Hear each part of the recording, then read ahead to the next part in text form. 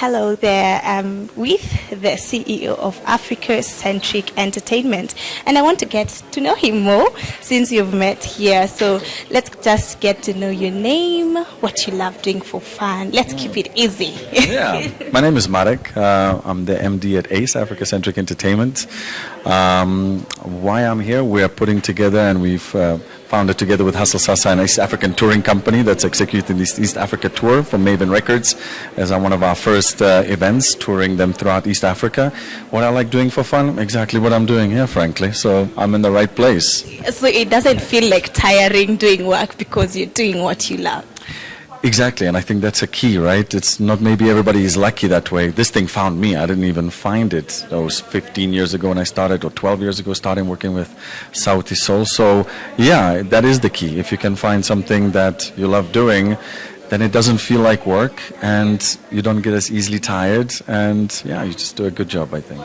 Okay, so over the years you've been in the entertainment industry, how has been the journey? Is it tiring? Is it fun? Challenging? I know all those are combined, yeah. But what's all the of the above? All of the above.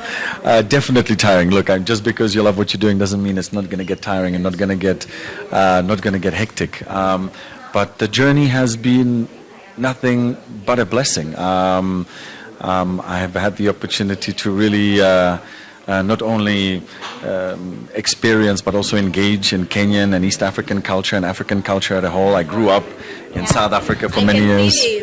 Oh yeah, 100%. Yeah. Plus, as well, I'm originally from Czech Republic, and what a lot of people don't know is that these beads that Maasai's use for all this regalia are actually mostly imported to East Africa from Czech Republic for like 100+ years. So it's not just where I live, but where I'm from as well.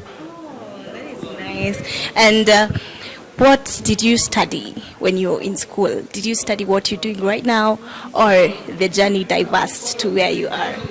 Definitely diverse. I'm one of those stories that you do something completely else in your professional life than what you studied. I grew up studying in Cape Town in South Africa. I went to UCLA in Los Angeles, studied there, in California as well. Studied international relations, policy. My family background is diplomats and ambassadors, and so I guess I wanted to have some sort of a baseline in case I want to go in that direction.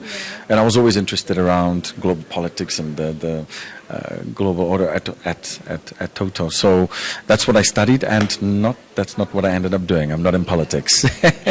And when you decided to tell them this is what I want to do, most of the parents and most of the people around you, because it's not something familiar to what they've been used to, what was their reaction? Yeah, look, and I think in Kenya I've heard this a lot, right? Over here, our parents oftentimes are like, when you're going to get a real job, kind of a thing, you know. What are you doing? I don't understand this. This is the case to some extent elsewhere around the world as well, but it's not as extreme as over here. I think our parents' generation need to open up to the fact that this is a multi-billion-dollar industry full of professionals with very specific skills. But I think it's just a matter of time and generations, and I think we're proving our parents wrong and right, hopefully at the same time. I'm going to send this to my mom. She really doesn't know what I'm doing. Yeah, and she's doing a great job, Mom, honestly, But in the industry, like, how is it organizing and creating events for artists? Yeah, I mean, it's obviously challenging. There's a lot of infrastructural problems and just professional problems here in East Africa, from lack of venues to lack of adequate equipment to put on, not just from sound, but lighting and stage, etc. There's a lot of great companies and agencies that are right now doing that and lifting up the professionalism of the industry. And I think we're seeing it more and more, and we'll continue. We're growing. We'll see it. Good things take time, and I think we're on the right track. We are truly on the right track, because when you see, like, years back, events that are happening right now, they are more organized, more things are happening. It feels so real. It brings a culture, and I feel like that was your mission.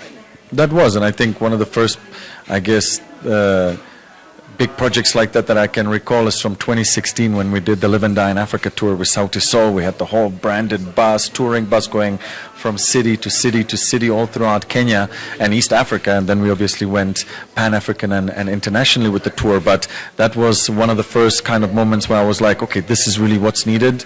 Where I've grown up, if it's California or Europe or South Africa, there it's a little bit more commonplace. So it was just natural for us to focus on that, and I'm happy that we're here. And one of those kind of things that came out of it is this African touring company and this East Side tour. It's gonna be big. It is big. Yes, we're starting somewhere, and it's going to get bigger hopefully as well.